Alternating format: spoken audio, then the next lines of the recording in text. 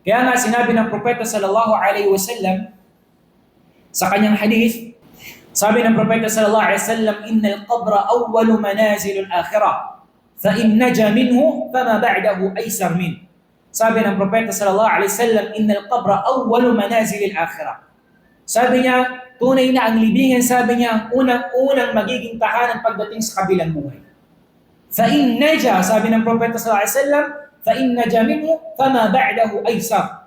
Sabi niya, kapag siya ay nakapasa o nakaligtas doon sa libingan, fama ba'dahu aysar min.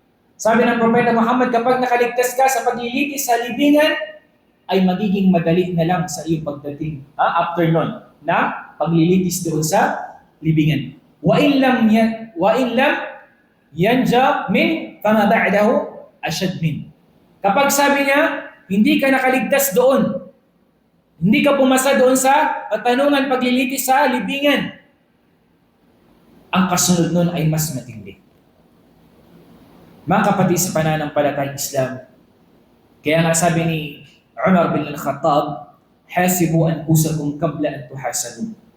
Sabi ni Umar bin al-Khattab, kwentahin nyo ang inyong mga sarili, kwentahin nyo na habang dito nabubuhay pa kayo sa mundo, bago pa darating ang araw na kayo naman ang kukwentahin ng Allah subhanahu wa ta'ala.